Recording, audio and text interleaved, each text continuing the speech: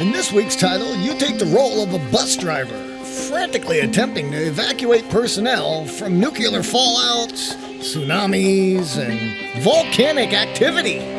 Starship Low. What the heck? And this is our review of Bus World! I'd like to thank the publisher for providing me a review copy of the game. It was developed by and published by Ultimate Games. The game was released on the Xbox platform on November 20th for the price of $19.99. Gabe Newell has confirmed the delivery of his $500 million super yacht called Leviathan, 111 meters long, has a hospital and science lab, a basketball court, and 15 PC gaming stations. Holy boss. Sheesh.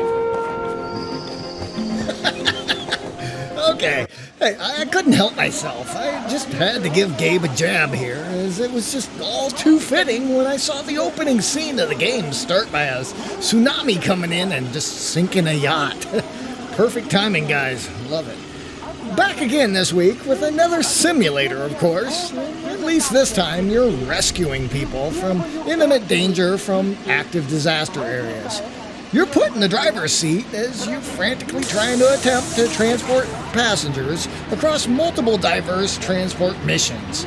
The game drops you into unique locations from the Chernobyl exclusion zone in 1986 to modern-day China and Iceland, in which you attempt to escape active tsunami and volcanic activity. Now, I've played a lot of driving simulators which challenge you to keep larger vehicles on the road, but Bus World here brings environmental dangers that stand between you and the final landing zone. So you really have to kind of quickly and safely pick up civilians during standard transport missions.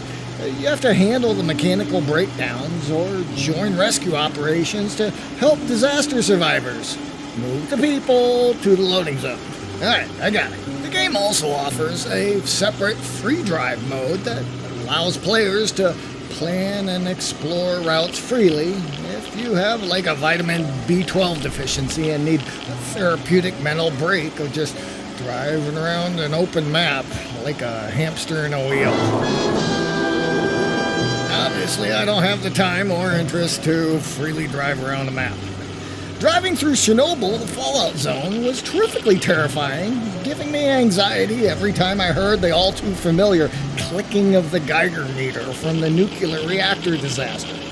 You have the option to drive routes in southern China and Iceland. Like, in China, drivers navigate small mountain roads and jungle routes in the extreme weather like tsunamis, floods, and earthquakes. Sounds great, sign me up! I can't wait to navigate these delightful obstacles. Come on, don't bullshit me. Iceland offers a remote, dangerous terrain with the constant threat of volcanic eruptions. Nice place. If you ask me, I was pretty fearful of the massive waterfalls. It looked like the entire ocean was pouring over the local mountaintops, gonna float us out. Oh, hell no! And of course, what good would a bus driving simulator be without the ability to earn and unlock various upgrades and parts for your bus? Bus World includes a range of classic and modern bus models. As you complete missions, you earn points and you can unlock new vehicles, modifications, and use the workshop to pimp out your ride. The game emphasizes realistic driving mechanics and physics, which are more annoying than enjoyable. It didn't take me very long to figure out that I do prefer the arcadey feel of something more like Forza Horizon over the realistic simulator feel of these large lumbering beasts of a bus. Careful handling is required to avoid damage on the roads, which deduct points, engine overheating, or passenger dissatisfaction. Oh boy. So stay off the sidewalks, no shortcuts, no jumps, no popping wheelies there, Johnny Danger. No fun. Stay on target, stay on target. Okay, and I don't have to tell you, you're watching. The graphical style here felt like something from the PS3 or Xbox 360 era, suffering from draw-in, pop-up, frame rate, stuttering, and clipping issues all over the place. Character models look pretty terrible as well. All of this can really be looked past with a little imagination and concentrating on the task at hand, attempting to keep the engine from overheating and making it to the drop-off time in the required time frame. I struggled with many of the missions, of course, as I felt like I had no control over whether the tsunami wave was going to come hit me or the geyser steam was going to overheat my engine. I was kind of helpless to overcome the elements. But by replaying the missions about 10 times each, you can eventually find little rest areas to avoid whatever is currently stopping your route. So, there's the tip of the day. Other than that, I found the game to be extremely straightforward, and there isn't much there beyond the missions and upgrades. Don't know who in their right mind would want to just drive around aimlessly in the free world map, but hey, I ain't judging here, huh, Brad? Who knows? Maybe you could map out your route that you're struggling with and find an alternate path to bypass the issue that's standing between you and victory. For me, the game was way too repetitious, and although I thought I liked the anxiety and fear of needing to quickly evacuate the area, the feeling of helplessness from failing the same mission 10 times in a row in the same area made me feel like maybe I wasn't really doing something wrong, as much as the game was scripted to kill the player at these points, no matter how highly skilled you may be.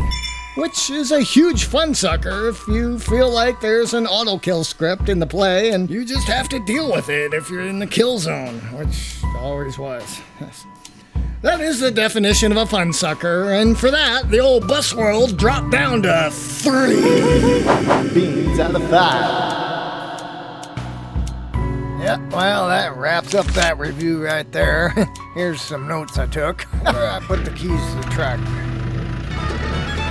So, we make these new review videos every week, so if you're an indie developer or there's something you want to see, I'm going to be ramping up and slamming multiple titles a week through the end of the year. let us know your thoughts and recommendations in the comments down below. Be sure to visit again next week As we continue to take humorous stabs at some of the industry's new and upcoming Giant titles. Machines 2017. Stay safe out there. We'll see you next time on The Frog.